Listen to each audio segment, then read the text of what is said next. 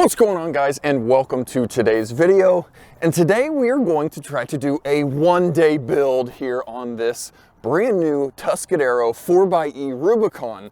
Now, what we're going to be doing is a Mopar 2-inch lift, 35's, basically adding a extreme recon package, if you will, to it. Now, I know we won't have the gearing, but if you didn't know, you cannot order a extreme recon option on the hybrid 4xe Wrangler. So that's kind of what we're going to be doing today. Like I said, 2-inch Mopar lift, 35-inch KO2s, tailgate reinforcement, all the normal stuff that you'd want to be doing right away on your brand new Rubicon. And I would think if this isn't already a pretty rare order, Rubicon being Tuscadero and 4xe, adding a Mopar 2-inch lift and 35's is surely going to make this thing even more of a rare sight out on the road. I just can't imagine too many were ordered with 4xe Rubicon and Tuscadero, and then to top it off with the lift and tires. But regardless of what you think about the paint, this will be a good video on the process, or how the process goes if you are lifting your own Wrangler. Now, I'll probably just throw you guys on a time lapse as I'm working through the suspension and tire mounting, since we do have some good videos on kind of the how-to process that I can link up above on the kind of tips and tricks of the Mopar 2-inch lift. But we're gonna get in the shop, get this thing a little bit taller and a little bit more rubber on the ground. So let's go.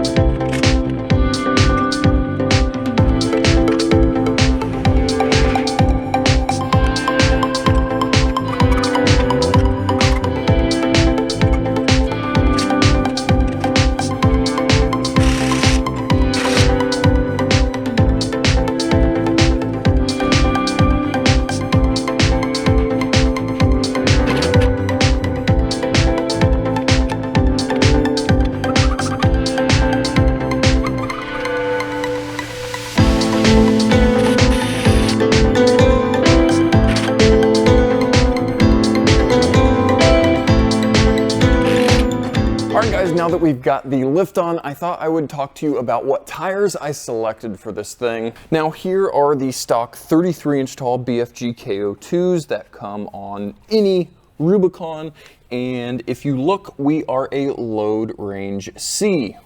Now normally on our builds with 35s, we'd just be throwing our normal 35 1250 R17, but that kind of brought up an issue because all of the actual 35 1250s are load range E, which is a very, very heavy tire for a Wrangler. You know, the factory tire being a load range C, we don't really need a load range E tire because that sidewall is going to be a lot stiffer. The tire's weight is going to be a little bit heavier than a load range C tire. So what I ordered for this thing was LT 315/70 17s because you can get that in a load range C. If you do the tire size calculation between the two tires, they are literally identical. They are both like 34.5 inches tall. They're both the same section width. They are literally the same mold of tires.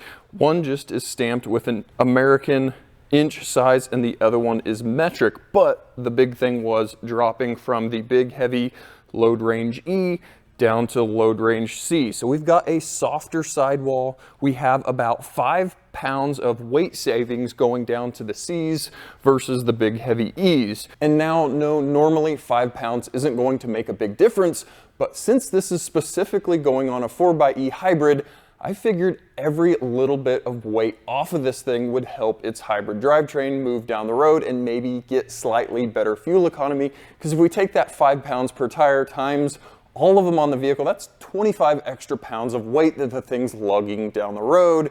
And then the ones on the ground are actually being spun up. So all of it kind of adds up on this thing. And going with that load range C with the softer sidewall is going to equal a slightly nicer, better ride than those heavier E's. So all of those things, since we were only going 35s, that C load range tire just makes sense. And you can't get it on the actual 35-inch sized tire. That's why we jumped to the metric. Literally the same tire, just a little bit lighter and a different load range. So let's get these things thrown on and see how this looks. And not to mention those load range C tires, even though they are the exact same size, they're cheaper. So again, if you're only going 35s, probably just go with those 315s. Save yourself some money, some weight, and get a little bit better ride.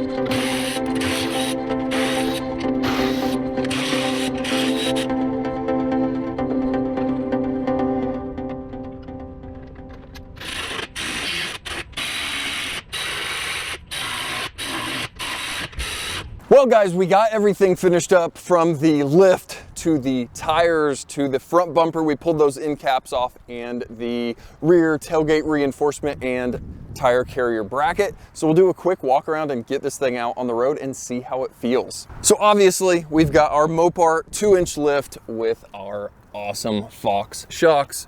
We do have some in-fab side steps on this thing, 35-inch KO2s, and like we talked about, we went with the 315/70/17 size so we could get into that lighter weight C load range for a little bit less weight. We took about 5 pounds per tire off this thing just to kind of help the 4xe hybrid system work a little bit better. And I mean, it's going to be better for any Wrangler. You don't really need big, huge, heavy E load rated tires.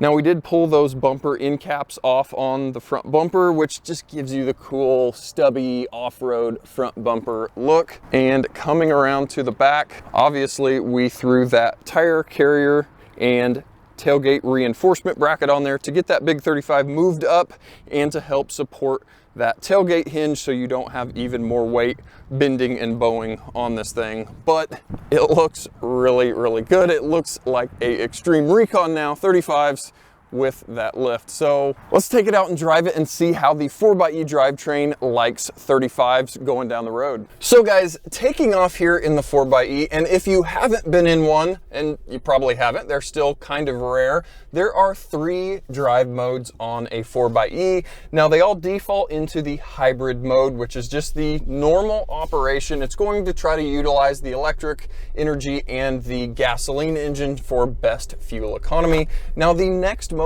is electric mode, and that is going to force it to run on electricity. Now it's going to force it as much as it can if you are wide open throttle trying to accelerate up to speed and it can't get up to speed and senses you're still on throttle. It's of course going to fire up the gasoline engine and help the thing get down the road. But for the most part, it's going to stay forced into electric mode. Now there is a e-save mode on the 4xe's, which is a pretty cool mode, because that will allow you to save as much of your hybrid battery as possible. So say you were getting ready to go out on an off-road trip and wanted to save as much of your hybrid battery, so when you are out on the trails crawling, you could be in electric mode. You can, in theory, put it in the e-save mode and hopefully use as little as possible of your hybrid battery. So once you get to the trail, you can force it into the electric mode and kind of have fun crawling around with absolutely no engine noise. It would be a really cool experience hearing the rocks under the tires, hearing rocks on skid plates without the engine racing. I don't know, maybe I'm dumb, but to me that seems like a really cool experience, getting to go out and drive the thing all electric off-road. So kind of cool. They've got modes for everything, but when you fire one up, they always default to the hybrid mode, and that's what we're going to just be driving it in here normally. Now, I am accelerating onto the highway at a moderate normal pace, and so far it is still in all electric mode. I have not fired up the gasoline engine. I am coming up on the speed limit as we speak. It's still at 0 RPM here in the engine. I'm up to speed. I'm gonna set my adaptive cruise control, and yeah, I still have not had the engine fire up. We're just cruising down the road here in electric only. We're doing 65, 66 miles an hour, cruise control set, and you wouldn't really know it is a hybrid vehicle. It's driving completely normal, other than the fact when you look over there at your tach and see that it's sitting at 0 RPM. But other than that, it's a very normal Jeep experience. You don't feel any electric noise at the highway speeds because it's kind of drowned out by the little bit of wind noise, a little bit of road noise, but for the most part, it's a normal Wrangler. But the fact you can plug these things in and get 25 to 30 miles of range is pretty cool. Now, no, that may not get you all the way to your work or all the way to work and home, but for the most of your trip, if you've got a shorter trip, you can drive in all electric, save fuel, plug it in at night or plug it in at work if you're able to, and have a lot of electric only range, but it's still very, very capable vehicle. Now, of course, if you've watched any of my videos, you know I'm a huge advocate for the Mopar 2-inch lift. it just rides and drives really, really nicely. And that goes down to the spring rates and the shock tuning. They just work really well. It's very smooth. It rides very, very factory. Of course, it's maybe, if I had to make a guess, a little bit stiffer than a completely bone stock Wrangler, but it would be very hard to tell the difference. They ride very, very well. I've driven a lot of aftermarket lifted Wranglers, and a lot of them are extremely harsh, very rough over bumps. They just don't drive nice. And I'm sure there's a lot of lifts out there that do drive nice, but a lot of them that come in for service are very rough, very not pleasant to drive. It's very refreshing getting into a Mopar lifted Wrangler and taking off down the road because it drives like factory. Now, one thing cool about the 4xe as I was slowing down off the highway is the regen and max regen. Now, all hybrids have regenerative braking. When you let off the brake, it's using the electric motor to gain some electricity back into the battery. Yeah, big deal. But on the Wrangler, you can have it set to max regen, and that is a button here on the dash. When you select that button and let off the gas, it slows down very, very abruptly. It feels like your brakes are dragging or you're pretty decently hard on the brakes, but all of that is just adding electricity back into the battery.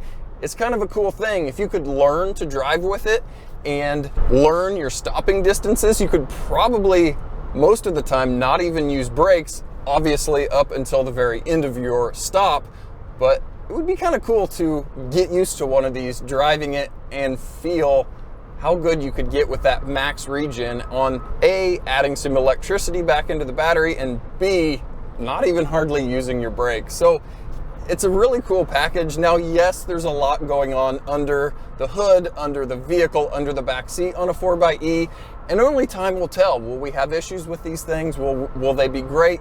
We really don't know. There's not enough of them on the road. We don't have enough miles on them, but so far, they've been very, very trouble-free. Haven't had any issues with them. A few recalls here and there, but that's going to be expected on every make, model, manufacturer vehicle out there. So they've been great so far, and that's hopefully how we are going to keep these things going down the road. So guys, hopefully you liked the one-day build here on this very, very rare Tuscadero 4xe Rubicon Mopar 2-inch lifted 35 pink Jeep. It's got to be a rare one. Let me know what you guys would do on your personal Jeep. What parts and pieces would you put on it? What engine? Just let me know how you would build your perfect Jeep. And guys, as always, thanks for watching, and we'll catch you guys next time.